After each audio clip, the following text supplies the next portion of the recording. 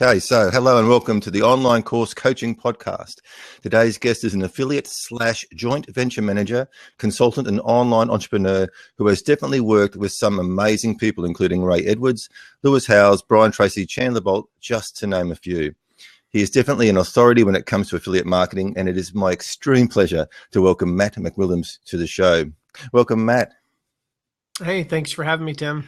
That's great. I said it's great to have you here. I said I have had the pleasure of working with you in the past, and we'll sort of expand on that throughout this interview. But firstly, can you just tell us a little bit about your background?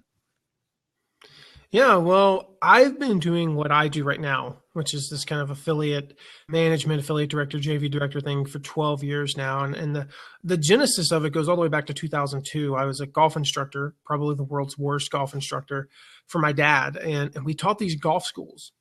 And so what a golf school was is somebody would pay typically on average about $1,500 to come in for 3 days to Pinehurst, North Carolina. And we would teach them, and it's super intensive. We're talking 8-9 hours a day, teach them golf. Well, like I said, I was a good golfer. In fact, at one time I was ranked 14th in the country in NCAA Division I. I played professionally for a couple of years, but I was a terrible instructor.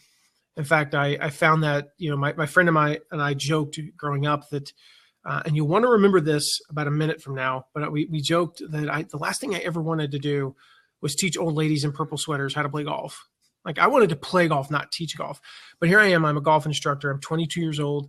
And we were teaching, 6-7 of these golf schools a year, plus some individual lessons. I'm like, these golf schools, I'm 22 years old and I'm bringing in 5, 6, 7 students over a 3-day weekend. So I'm making $7,500 to $10,000 in 3 days at 22 years old. For me at that time, that was just unheard of. I didn't know what to do with that much money. I really didn't. And I'm like, I didn't know what to do with it, but I wanted more of it. So I started marketing. I started going on AdWords, and this is 2002. So you could literally get a click on AdWords for 10 cents for golf instruction, local keywords, even bigger keywords. There was there were no sales funnels. This was basically, you landed on this page and you either gave me $1,500 or you left. Well, I converted about 0.5% to 1% of the people direct to a $1,500 sale, because again, they're highly qualified in the sense they were looking for this.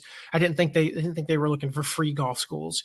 And they would come to this website, they would give me $1,500. I was paying 10 cents a click. So I'm paying, $20, $10 CPA and on a $1,500 product, service. And I got really good at it. And in fact, it got to the point where we couldn't handle the number of people that would come. Fast forward about a year later, my dad fires me, rightfully so. I was the world's worst golf instructor. And thankfully, I had plenty of money sitting around, and I got to decide what I wanted to do next. And dabbled in a few things, and started this a company selling insurance leads to insurance agents. And we spent $5,000 of our for only $10,000 on banner ads. Now, before you may think that's just the stupidest thing ever, this is 2003 or early 2004. So banner ads were still clickable back then. And we had no money. We spent $5,000 and we literally made $8 on it. Not $5,000 and $8, like we made $8. We had an $8 return on that investment. So we lost $4,992. And I heard of this thing called affiliates. And I went to my friend, also the CEO of the company, and I said, hey, I heard about these people called affiliates, and here's what they do. They promote your product. They'll promote our company, and we don't pay them until we make money. And he's like, this is great. And we came up with all these ideas. We talked for like an hour at 150 miles per hour. We're like, we're going at it. We got all these ideas. Paper, literally, we're burning paper with the tip of our pens. There's fire in the office. And then dead silence for 30 seconds. And he goes, where do we find affiliates? And I like to say I've spent the last 12 years figuring out that answer. Where do you find them? How do you work with them? What are the best practices? How do you get them fired up? How do you, make more money from affiliates than, you were? And so that's what I spent the last 12 years doing. And so fast forward to today, 12 years later, working with some awesome entrepreneurs. I've spent, over that 12 years, I've worked with small businesses. I've worked with huge corporations, publicly traded companies. And now I've really settled into my niche, just, my home, which is working with like-minded entrepreneurs who are out there doing, amazing things in the world. Yeah, absolutely awesome. I said, I've had the pleasure of working as an affiliate with you on a couple of launches that I felt were a match for my audience. Because the other thing is just when you're working as an affiliate, you want to make sure that what you're promoting is not only very good quality, but it's also a match. And I said, like, I only promote what I buy or what I would buy. So and that's how we got started, because I studied Ray Edwards. I was a student of his, and I could see that being a really, really good match for my audience as far as learning how to copyright, because then you're learning how to not only put a title onto a course, but you're learning how to name each course section and name each lesson, so that it's coming up as people, basically for organic search, because people know to be entering into the mind they're already having in their, entering into conversation they're already having in their mind. And this is why this is why I want you on the show today, because the biggest thing is a lot of people get sort of caught, and there's this thing called Udemy, where people get sort of drawn into, because there's now 11 million students and Udemy does all the marketing for you and everything else. But then Udemy also enforces a lot of rules. Okay, so firstly, you don't get the student's email address, so you can't market directly. Well, you can. You've got a very limited and stringent a way that you can market to your students. You can only do so many broadcasts a month, everything else. You've got limitations on how much you can charge. You've got limitations. So basically, when you're playing in somebody else's sandpit, you're playing by their rules, right? And so, but the big thing is that Udemy does the marketing for you most of the time. Like, that's in a niche that, like, if you're in a niche or on a topic that's popular, like if you're in a very, very obscure niche, you're going to be lucky to get them to do anything for you, right? So sure. If you want to make the big bucks, because I also know that some people think that, when we talk about 6 and 7 figure launches, some people say that's hype and it's unachievable. Like, because if you're in that $20 to $50 a unit price range, a 6 or 7 figure launch just seems unattainable, and it is, because you really need a premium. So today is about, okay, I've created my course, now what? And probably you should even start doing this before you even create your course. But what I want you to sort of do is to sort of take us through the steps of saying, like, a course creator, an instructor who's got a course, and they're looking at self-promotion, so self-publishing. So whether they put it onto Teachable, whether they put it into their own membership site, but where they've got control of the pricing. So now we're talking about a premium course, anywhere up, even $2,000 or whatever, or even higher. They're actually getting paid value. So, okay, my first question is, what is affiliate marketing? Yeah, well, I kind of touched on it in that that story. It's at its core, it's people who recommend your product or service. They recommend whatever it is you're offering. Your could be your online course, could be could be your book, could be a coaching program, and any product or service. They're recommending it, and you're giving them a cut of the action. That cut of the action can wildly vary depending upon overhead, cost of goods. I mean, you name it. Things like, we worked with Shutterfly. Shutterfly is a company in the US that I think something like 72% of American women have a Shutterfly account. Like, it's right up there with Facebook amongst American women. And it's a company. You go, you take pictures, photos, whatever, and then you upload them, and essentially they print them in, they can print them on pillows, they can print them on Christmas cards, all those things. Like, the fourth quarter of the year for Christmas cards is, we're talking literally $1 million days with the affiliate program alone. And with them, their cost of goods is high, because when you place an order for $100, somewhere between 30 and 60 of that is out the window immediately, just in cost of goods, just in the paper, the pillow, the ink, the person who has to package it, et cetera, et cetera. Like, a lot of that is just out the door immediately. So a company like that, the average commission is 10%. Adidas and Reebok, their average, Target, the average commissions on those are in the single digits. They're 10% for like the highest performers. And so, to give you an idea, there's that extreme. But on the other extreme, there's courses where, digital products that are $2,000, where the incremental cost of goods, meaning if you go shoot a video, you go shoot module 1 of your course and you pay a videographer $1,000 to shoot it, it costs you $1,000 whether you sell 1 unit or 1,000 units. So your incremental cost for most digital products is credit card processing fees and maybe an extra community manager for every 500 people. They're very, very low. And so on those, you can offer a commission of 30, 40, 50%, even sometimes higher. I don't suggest higher as a general rule, but you can. And so you're basically saying, you're going to promote me. I'm going to give you a cut of the action. And again, that varies. And a lot of people say, well, do I need affiliates? Yes, if you want to scale, because you could be the world's best at Facebook ads. You could be the world's best at SEO. You could be the world's best at email marketing.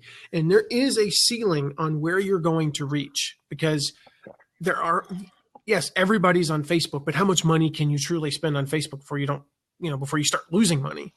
And so there's a limit on where you can profitably market on Facebook or SEO or whatever it is. But with affiliates, the ceiling is just drastically increased, because when people are promoting you and saying good things about you, then it tends to grow like this. It grows exponentially. The second thing I would just say, and this is not like, I don't believe you should necessarily do it because just, other people are doing it. As my mom used to say, well, if so-and-so jumped off a bridge, would you too? But Walmart has an affiliate program. Target has an affiliate program. Reebok has an affiliate program. I mean, the list goes on and on. A lot of these companies have an affiliate program. And is there something maybe that they know that you don't? Like, I mean, could we possibly, whether you like going there or not, could we possibly agree that Walmart's actually pretty good at business? Mm. They've been pretty successful. Whether you agree with them on everything or not, Target is pretty successful at business. And, all these companies, Reebok and Adidas, are pretty successful at business. And if they have an affiliate program, I'm going to go out on a limb and say you probably should too. Absolutely. And I'll just say, to our live listeners who come and go during the course of things. Once again, as you know, with our interview set up, that seat is locked for the duration of the interview, but you are encouraged to enter your questions. So put a /Q followed by your questions, and if it's on topic, Matt will answer it along the way. Once we finish the formal interview process, we will open up that seat, and time permitting, because Matt is a very busy man, he's got to shoot off, but he will also answer questions for you there as well. Okay, so is there a right time or a wrong time to start looking for affiliates? There's definitely a wrong time. And I think that's when you're at the genesis of your creation. In other words, we get this a lot with our company. People who literally just created a product, or they're working on a product, and they come to us and say, hey, I'm working on this product. I just created it. Will you run the launch for it? And sometimes these are very successful online entrepreneurs, guys that are making 7 figures plus in this business. And we say no. And the reason is it's a completely unproven product. And now you're asking to bring in other people into the mix who are putting their reputations, their names, their financial future on the line, so to speak. And you're asking them to promote you, and it doesn't work because you haven't tested your funnel. You haven't tested your sales page. You haven't tested, whether this version or this version works. And so we tell people, the process we take people through is you do an internal launch first. You start with an internal launch. If you have a list of 10,000, you launch to 10,000. If you have a list of 100, you launch to 100. Literally you do an internal launch first. This isn't the end all be all. If you only make 4 sales, you only make 4 sales, and at least you learn something.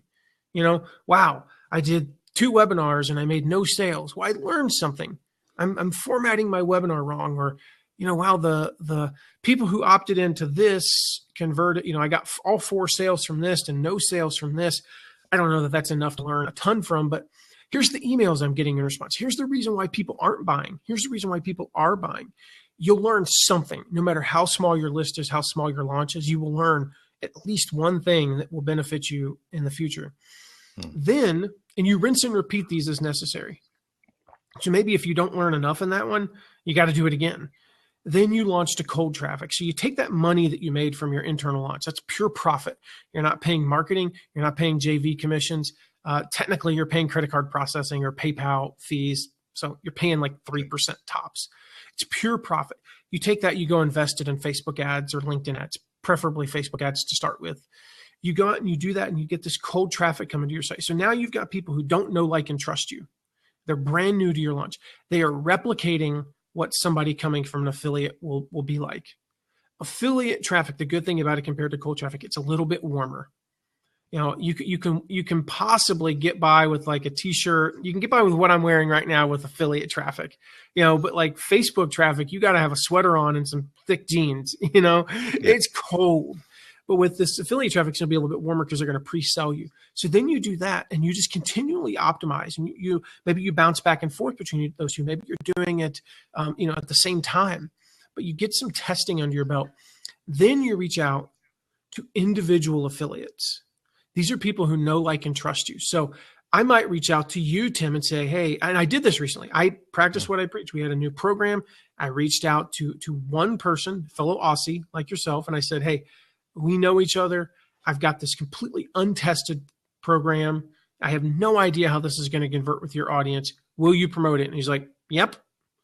He didn't care whether he made $400 or $4,000. He does. I mean, everybody cares whether they make 400 or 4,000, but that wasn't the reason he was promoting. He had no delusions that this was going to be the most perfect promo ever, that I've optimized my sales copy, that my landing page is perfect. He had no delusions of that, but he knows, likes, and, you know, and trusts me. And so we were able to test some things with him. So you go through that process. Now, the cool thing is you don't have to, this is not sequential in the sense of you have to finish step one before you start on step three. You might reach out to your friend and say, hey, can we do a promotion 3 months from now, 4 months from now? Here's what I'm doing. I'm working on doing an internal launch in a couple of weeks. I'm going to launch to some cold traffic the following month. I'm going to tweak this. Can we lock you in for an affiliate promotion 3-4 months from now? Absolutely. You do that. Now you've got enough under your belt. You've tested this. The funnel is optimized. It's as optimized as it's ever going to be. Now you're ready to go out and do a big launch and get tons of affiliates to promote you. So that's the process we take people through. And I recommend that because here's the last thing you want to happen. You bring on an affiliate too early. It's not optimized and you've burned a bridge. You will never get them back. And so you bring on somebody who could potentially be somebody that drives $100,000 in sales every year, every other year to you, but it doesn't go like it should on the first one. And now you'll never see them again from a promotion perspective. And that's the last thing you want. Absolutely. And it's saying like there's some really sort of interesting things that you've brought up there. And firstly, so we look at something like instant gratification. And a lot of people just sort of think, okay, and you see this a lot in marketing. Like I said, I teach massage therapists how to market, and it's like very sort of knee-jerk and reactive type situations where, oh no, I've got no bookings today, I'm going to run a discount. I'm going, and there's actually no planned structure. There's nothing. There's no campaign. It's just panic. Oh, I'll go to this, and this is the same thing that you want to avoid when it comes to your affiliate marketing. Is that you want to set a schedule and a plan in place, and so everything sort of runs smoothly, and that is, you know, it's not going to happen overnight. That you're saying, like, you're reaching out to these people, 3 months out and saying, this is where I'm going, want to be. Can you help me along this process? I think it's very, very important. I think the other thing too, like to new instructors who probably, like, well, firstly, you've got to have a good product because you're saying, like, these affiliates are putting their names on the line, and if you want to get the big name affiliates in, you've got to be delivering the goods. So that goes without saying. But the thing is that a lot of people turn to affiliate marketing because they don't have a list. And when you do a successful launch, the benefit to you back as the instructor or the owner of that product is that your list now grows exponentially because you are now tapping in to all those other affiliates who've got lists the size of mountains. Yeah, and even smaller affiliates, some people with smaller lists, you're still getting a percentage of their list with very little effort. And we Jeff Walker has a term for it. It's called the launch echo.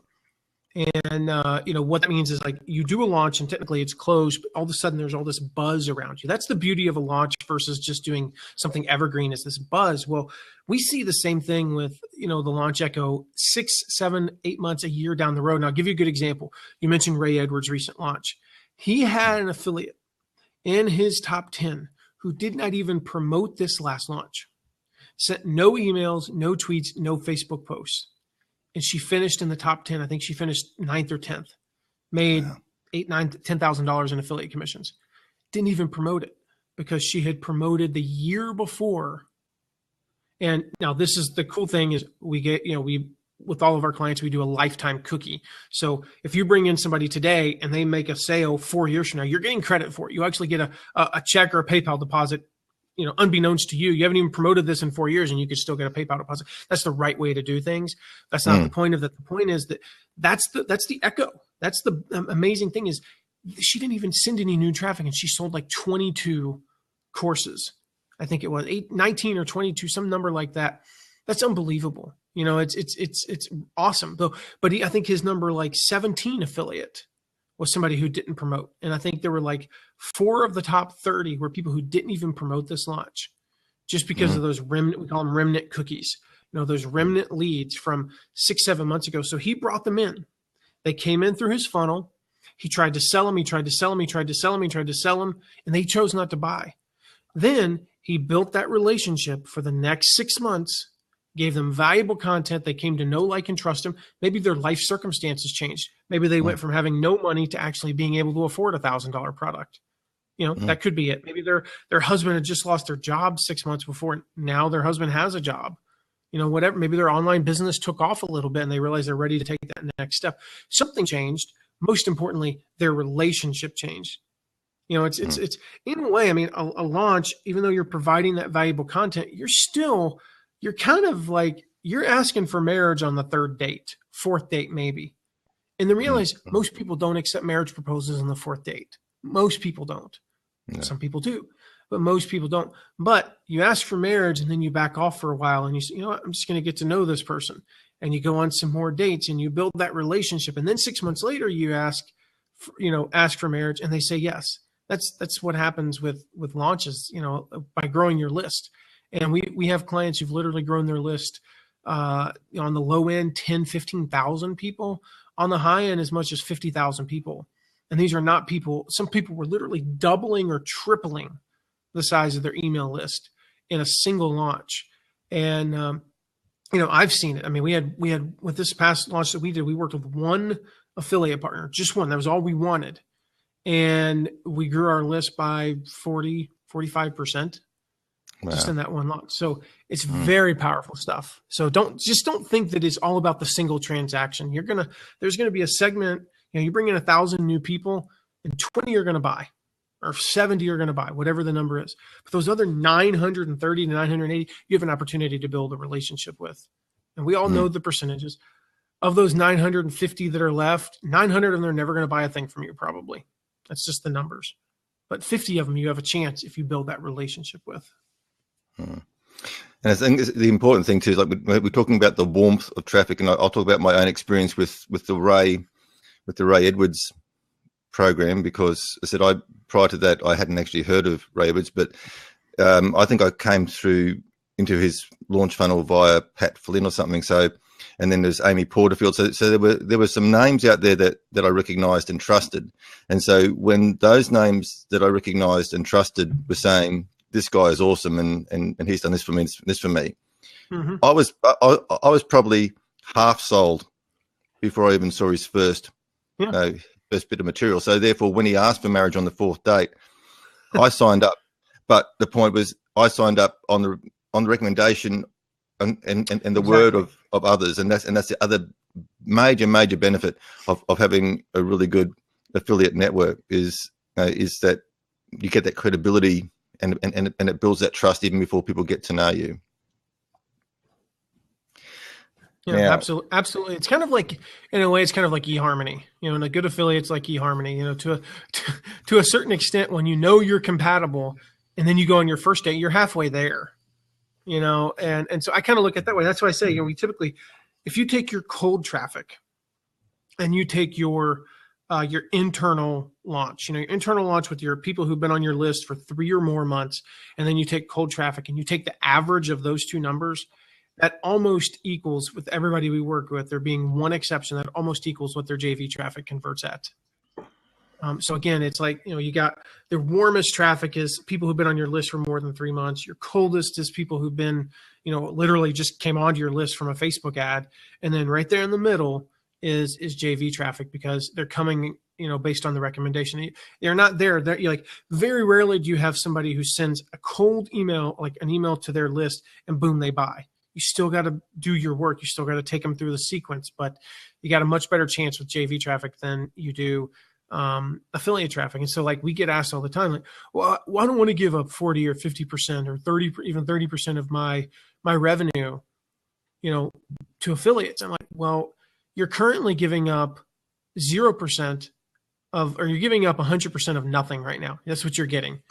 So it's like, I tell people, would you rather me stand here and hand you no money, or would you rather hand you $1,000 bill, but all I need in return is for you to give me 400 back?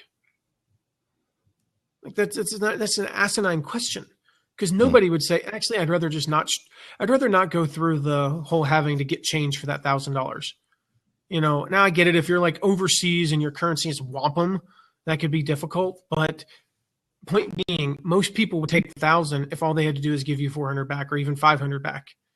Guaranteed. They see it as an expense and not as as an investment. They don't see all the ancillary benefits, because here's the thing: it's just the same reason why people say, I don't want to promote that. I'm only going to make a few $1,000s. No. If you promote somebody else, they're much more likely to promote you. So you have to think about it in terms of that. But you got to think about it in terms of, well, I don't want to pay that person $10,000, but you made 20. What's the, it's like not hiring people because I got to pay them money. Yes, but you're also going to get to sleep and you're going to make more money. If you shouldn't, like, I've always had, my rule is I don't hire anybody unless they bring in more money than I have to pay them. Now, sometimes sometimes it's, it's like, well, what are they doing? They're doing my calendar. Well, technically my calendar doesn't make me any money, but by me not doing my calendar 4 hours a week, I get to spend those 4 hours creating awesome stuff that does make me money. So I tie it to that. And affiliates are the same way. Absolutely. And so we know, I've studied Evan Pagan and I said, like, some of these other big names, and they're the first to admit that a lot of their marketing campaigns fail. In fact, more marketing campaigns fail than actually succeed. So you've got to throw a lot of money at marketing. And I reckon if you do, and I've seen some figures from some very, very successful guys who know what they're doing, and they're still throwing a lot of money. So when you look at those percentages, the money's going to go out the door some way, whether it's through marketing or through affiliates. And the point is, at least if you're paying affiliates, you've already got the money in the bank, and that's the big thing. Okay, so it's the only risk-free form of marketing there is. And again, you could be the best in the world at Facebook ads, but something could change in their algorithm tomorrow. You could be the best in the world at SEO. We all know Penguin, Panda. What are the other ones? Google updates. I mean, stuff changes. And even then, you could be the best in the world at Facebook ads, and they just decide they don't like you anymore, and they shut you down. What are you going to do then? And again, the reality is, even if you're making money perpetually, you're technically still you're giving Facebook $10,000 before you make a dime. So yeah, it's the only risk-free form of marketing that exists on this planet that I know of, at least. Yeah, and I've got a major issue with Facebook because I'm a pain specialist, and I'm not allowed to use pain in any of my Facebook ads because that makes people feel bad. So I've got to reword my advertising, which then takes the sting out of the tail and makes it less effective, which really, once again, I don't like playing in other people's sandpits. That's why I don't spend a lot of time on Udemy. And so what I've done now is I've gone on, and I think when I first spoke with you during the Authority Summit, my premium product was actually at $97. Sorry, at $497. And then during that summit, I listened to Russell Brunson and everything else, and I invested in ClickFunnels, and now I've got upsells, downsells, and all sorts of stuff. And I've got his backpack programs, and that's what I use for my affiliates. And sort of going through, and we want to sort of avoid places like JB and ClickBank for a number of reasons, don't we? Yeah, I mean, no comment. Yeah. Well, I can comment because I'm not a JV manager, but basically, I think the problem when you promote through JVZoo, which is attached to Warrior Forum, is you might buy one really, really good product. And then once again, these products, especially on JVZoo, they're low price anyway. But then the poor person who buys your course through that gets bombarded with junk email until they unsubscribe, and it ends up not being a very nice experience. So there's reasons. It's kind of like a zoo, huh? Exactly. So was I going to so I thought just very, very quickly, just to, I'll take you through, we talk about what we spoke about, because people are saying, but I still don't know where to find affiliates. So talk about internal, so talking about family and friends, talk about your existing students or your existing clients. You're saying they're probably your best bet, to say, okay, you bought my course, and say if I'm offering 40% commission, you say, well, if you promote this and you sell three copies of this course, you've just got your course for free. So that's look at professional associations on your topic. Of saying, like, I've got a massage marketing course, so I'm looking at massage associations, massage schools. So there are ways, like I know people who have photography courses who advertise or put do the affiliate ads through photography websites. So they put the photography website will put a banner ad up and earn affiliate commissions there. So there are many ways to start to build your affiliate network. Yeah, I mean, absolutely. And actually, this is a good segue. I remember, I think that was the question that you asked on the Authority Summit. You were kind of like, I'm in a non-traditional market, and I made those suggestions to you. And we actually have a couple of free things for your audience, Tim. And if you go to mattmcwilliams.com/OCCS, mattmcwilliams.com/OCCS, there's two buttons there. I wanted to make sure that was the right link, so I was typing it in just now. There's two buttons there. There's one, I want to learn to make money as an affiliate, and I've got some resources to show you how to actually maximize your income as an affiliate. But I've also got a link there to, I want to learn how to find affiliates to promote my product, and that'll send them to a free report that we put together. It's called Your First 100 Affiliates. It's 15 places to find affiliates. And we talk about a couple of those in there, trade associations and groups, nonprofit groups, your customers. We also talk about some really quote unquote non-traditional places, like, running ads, targeted ads on Facebook. Your competitors, believe it or not, are a great source of affiliates if you know how to do it. And we talk about that in that report. Obviously there are tons of other ways, watching other launches, Google. I mean, like, literally you can Google your competitors, and we talk about that in the report. So go check that out again. It's at mattmcwilliams.com/OCCS. That's the best place, rather than me going through all 15 and taking forever here. You can go through that. We've even got some templates in there, some sample emails as well that you can use to actually find people when you reach out to them. Mm.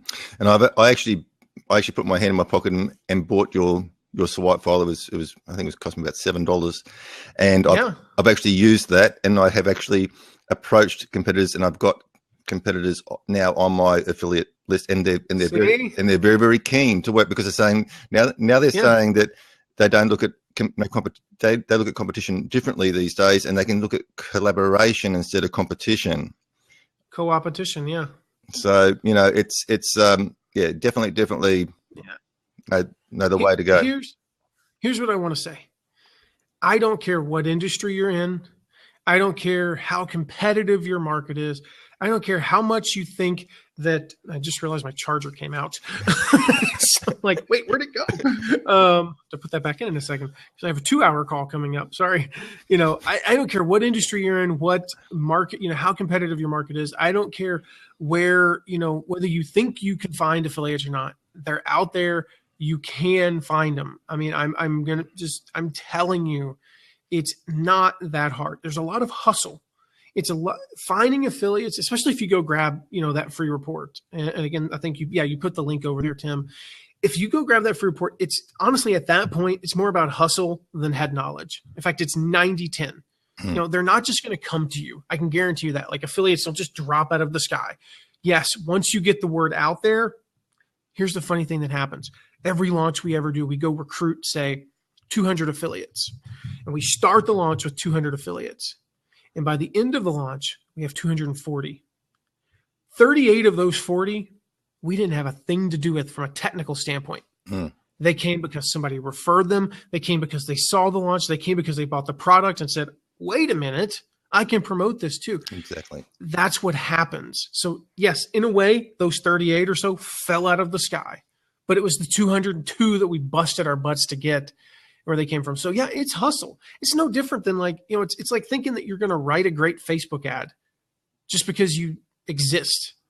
Most of your best Facebook ads don't come from you drinking tea and, sitting in the bath. That's not where your best come. Great Facebook ads don't write themselves sitting in front of the television, generally speaking. Of course, we can all find inspiration in different places, but Facebook ads come from writing Facebook ads. Great Facebook ads come from writing crappy Facebook ads. Great Facebook ads come from writing Facebook ads when you don't want to write Facebook ads. They come from designing landing pages when you don't want to design a landing page. They come from hustle. And finding affiliates, it's no different. So people are intimidated sometimes, like how much work goes into finding affiliates? Well, how much work goes into creating a sales page? I mean, like I have known people who've spent 50 hours on a sales page, 50 hours on a sales page. In those 50 hours, I could find a lot of affiliates, trust me. Now, that doesn't mean you don't do the sales page, of course, that you throw up a crappy sales page because that's important. My point is, like, no matter what you do in this business, there's an element of hustle involved.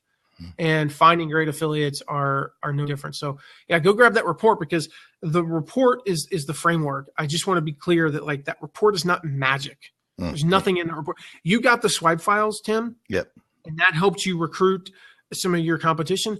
But the key is that you use the swipe files. That's it. These swipe files are our exact templates that we use to recruit affiliates. I can hand you those exact templates. And if you sit on your butt, you're not going to recruit any affiliates. Exactly. And I think the other thing too is make it easy for people. Like we talk about make it easy for people to buy things, but also make it easy for affiliates to sign up. Like at the bottom of all my pages, there's a thing like it says privacy policy, terms of use, affiliates. And because it's saying like if I buy a course and I like it, and I can see it being, I'll only promote something that I can actually see a value. So firstly, I put my hand in my pocket. So it's something that I would buy myself or have bought myself, and it's something that I've got value from, and I want to promote it because I can see it's going to be used to my audience. Then I want to be able to get onto an affiliate list. So make that easily available as well. Okay, let's see, just checking time here. Just a really, really quick question, and then what we'll do is we'll open up that seat down the bottom because you touched on how much commission you should offer, and that's just based on your cost and how much. But usually, like if I find in the online course world, like 40% is a pretty average, pretty standard, yeah, pretty standard for that sort of thing. So that's probably a good place to start. Is start with the standard, with the average. I'll take you through that process real quick. Yeah. And just FYI, I do have a hard stop in 13 minutes, preferably a little bit before that. So here's what we do. We take people through this process. Basically, you start with the price of the course. And so your price of the course, and as I do this, I'll give you an example. You start with the price of the course. So we've got we'll say a $1,000 course. We have $1,000 course. And then we subtract our costs. And again, as I said earlier, we're talking about incremental costs, not, well, it cost me $10,000 to shoot the course. Well, okay. So if you sell one, your cost was $10,000. If you sell 100, your cost was $10,000. We're talking incremental costs. Then you subtract any time. And so generally what we say on this is the higher the touch, the lower the commission. So if you're offering a $25,000 coaching program where you're literally going to spend like 10 hours personally with each person, you can get away with offering either 10 or 20% commission. Our clients, for instance, people who refer clients to us, and we actually are not doing this now because we're so booked. But if you refer a client to us, we pay you 10% of what they spend in the first 6 months. That's it. Because we're investing a lot of time, and our incremental time and cost are astronomically higher than a digital product. Then quite frankly, you decide what you want to make. So you say, you know what, I want to make $200 a unit at a minimum. Like I'm not willing to do this if I'm not at least making $200. And then you look at the market. And so I say all the time, the market is not the end all be all. Like, you don't look at the market and go, well, we have to be priced at this because the market says we have to be priced at this. But you have to be in the same ballpark. You know, the reality is, I don't care how good your hamburger is. If it's a $32 hamburger, I'm not going to buy it. I'm intimidated by that purchase price. Now, will I pay $12, $13 for a good hamburger versus $7 or $8? You know, yeah, absolutely. Will I pay $7 or $8 versus the crap you get at McDonald's? Absolutely. You know, I will pay that all day long because they're in the same ballpark. But $32, $100 is not in the same ballpark as $2 to $10. They're not even close. So you look at the market and you go, okay, am I at least playing by the same rules? And a good example of that is, you know, if your market average is 20% on a $500 product, and you go through that and you say, okay, I have a $1,000 course. It costs me $200 per customer incremental cost. I'm going to invest an hour and I value that at $400 and I really want to make $200. Then your 20% commission on a $1,000 product is in the same ballpark as a 20% commission on 500. If your competition is all offering a 50% commission and you come out with 20, it's going to be really hard to get people. So you do have to look at the market. Again, it's not the end all be all, but you do have to look at the market. And so that's the process we take people through for coming up with a commission, our clients. And yeah, generally speaking, on digital products, which is what your audience is, it's going to be somewhere between 20 and 50. Very rarely should you ever go north of 50. There's no need to. The difference between 50 and 60 is mentally nothing. Like, we still process that as half. Yep. You may not realize that, but you do. And so you're basically just giving up 10% for no reason. And so it's somewhere from 20 to 50. Again, the higher the touch and the higher the incremental costs, the lower the commission. And you just have to explain that to people. You need to explain, hey, I know we're only paying 20%, but this is on a $5,000 product. I'm personally spending 5 hours with each customer. We've got 6 community support members, you know, for every 1,000 students, et cetera, et cetera. Like, this is a really good program. That's why we're paying 20%. Exactly. Just work out the costs and work out what you want to make. Now, I have opened up that seat because I said if somebody does want to jump on and ask Matt a question, because he is a guru. He said he has been involved in many very, very successful high figure launches. So if you want to jump on, and just while we're sort of waiting for somebody if somebody wants to jump on, just one last thing is about competitions and incentives, because people might be put off about, like, they go onto these sites and they see all these competitions and say, I can't afford to. Is there any sort of way that you can sort of offer something that isn't going to sort of break the bank, or how do you calculate your incentives? So in that regard, you mean like doing affiliate contest prizes? Yeah. So, I mean, that's all a part of the budgeting process that we actually is a big thing that we take people through as well. And what we generally suggest is you come up with an idea of how big your launch is going to be. The process we do is we actually look at eyeballs. I had a client point out to us. He said, actually, most people have 2 eyeballs. So you're technically, when you say you have 1 million eyeballs, it's actually 2 million. Okay. So 1 million pairs of eyes is how I should probably word that. And so we look at your list size. Let's just say you get 10 people and each of them have a 10,000 person email list. You have 100,000 potential eyeballs, sets of eyes, pair of eyes, seeing your offer. Now, 5% on average are going to click through to your offer. So that's 5,000. Half of them, sometimes higher, sometimes lower. Again, I'm using even numbers. Half of them are going to opt in. So you're going to get 2,500 opt-ins. Now, how many of those are you going to sell? Well, you look at the historical data. You say, well, from an internal launch, I converted at 6%. From cold traffic, I converted at 4%. So I'm going to convert 5%. What's 5% of 2,500? I don't know. 70, 75 maybe, I think. We'll just go with that. I think it's 75. I'm going to convert 75 people. Let's just say it's 100 for a nice round number, and it's $1,000 product. I'm going to make $1,000. I'm going to make $100,000. I'm paying out a 40% commission, so I'm paying out 40. So what can I afford to pay in terms of prizes? Well, you can't go cheap on prizes because you got to get people excited. Nobody gets excited for a $25 Amazon gift card for first prize. That's dumb, So you look at that and go, okay, I'm not going to make less than this. I've got this. I'm going to make, like, it's not like we're going to do less. Okay, worst case is I'm going to make blah, blah, blah. And you just come up with this, and approximately 20% of commissions, you should do prizes, 10 to 20%. You say, okay, so that's $8,000. Well, that's a weird number, so I'm going to make it 10. I'm going to offer $10,000 prize package. So you say, I'm going to do $10,000 prize package. I'm writing these numbers down here. And then you say, okay, I'm going to make 5,000 of those guaranteed prizes.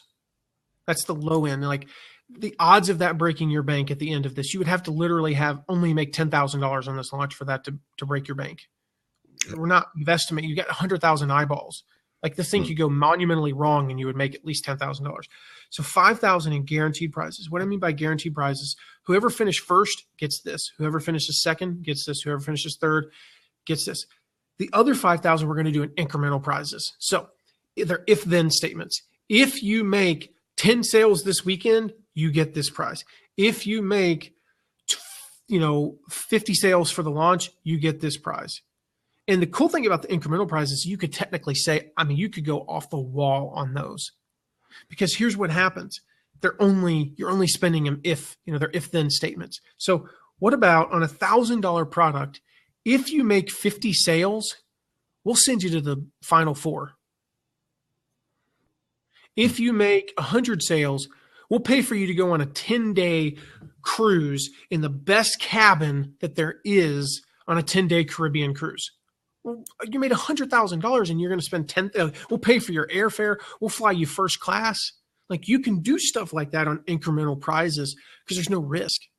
And so we suggest when you're first starting off that you really focus on those incremental prizes, less on the the competition prizes, the guaranteed prizes. And then you go through your first launch and, oh, wow, you did better than you thought you were. You made $172,000. Well, now, you paid out 80 or so. Now you have the money in the bank, quite frankly, to fund some bigger prizes where what happens, heaven forbid, your next launch doesn't go as well as you thought it would. And you made, you paid out a $40,000 first prize. And, that actually was a little bit over the top. No worries. I've got $90,000 in the bank. So you can get away with that. And we've done things like, Teslas, Lexuses, smart cars, you name it. We've done those as prizes. We've done Final Four tickets, river rafting trips to the Grand Canyon, all those things. There's some great prizes that you can do. But the key is to make sure you kind of hedge your bets on the front end, if at all possible. Awesome. Fantastic advice. And once again, Matt, I really, really appreciate you coming on today. Because I said, I know you're a busy man. My pleasure. I think you just finished. Is your launch for your product finished now? Or I'm 8 minutes. In fact, that's why I have to go. I'm 8 minutes from the first call with my first group of students. So I'm super excited about that. We're going to kick that off in 8 minutes. Quick bathroom break, grab some more water, lose my voice in the next 2 hours. It's going to be awesome. And we're going to teach some people. We're going to go a lot more in depth with those students here in the next 7 minutes now. Congratulations on that course and on that launch. And look, guys, we're going to have to let Matt go because I said he's got other commitments. Once again, so to get those freebies, you go to McWilliams.com/OCCS, I believe is the correct link. Or just go and if you want to learn, connect with Matt. His information and his contact information is at his website at mattmcwilliams.com. And I really encourage you to investigate the possibility of affiliate marketing, because it is something that can take you out of that little sort of sandpit. But obviously, you've got to have a quality course, a quality product to attract the affiliates and to make things work. Thanks, Matt. Really, really appreciate the chat and the wealth of information that you shared. Thanks for having me, Tim. Awesome. Okay, catch you, mate. And I'd like to thank everybody who joined us live today. And just keep an eye out. This recording will obviously be available on and hey, Colin, and thank you once again for all your support. It's always great to see you on. This replay will be available on the online course coaching podcast. I have been very quiet of late. I've had a lot of business on my plate. I've been designing diploma courses and lots of things, but I do promise that the podcast we will be getting some more episodes out. Obviously, this is an episode, and I did an interview the other week as well. So there's more great content coming on the podcast. So if you want to check that out, go to ecoursedomination.com, and you can check out the past interviews. Okay. So thanks, Collar. I'll check out Overcast and see why I'm not there. Okay, perfect. Okay, guys, it's as I said, this is very early in the morning. It's actually, for me, it sort of feels like the middle of the night. I got out of bed at 3:30 this morning to make sure I didn't have bed hair, and started this interview at 4 a.m. my time. So we're coming up to 5 a.m. Once again, do appreciate your company today, and I hope you got a wealth of information from Matt, because I know he's personally helped me a lot and opened my eyes to the benefits of affiliate marketing, finding affiliates for my own programs, but also supplementing my programs with doing affiliate marketing for other programs. So actually, promoting good quality programs to my audience. Okay, so I think there's actually a program starting today. I'll put the link in here. It's a work by design. So once again, it doesn't matter what sort of business you're in. If you're an entrepreneur, domination.com. If you're an entrepreneur, this will help you work smarter, not harder. So there's a link there to that summit, which is starting today, and that's free access, by the way. Okay, thank you once again. Great seeing you, and I look forward to you joining me on another blab in the very, very near future. Take care.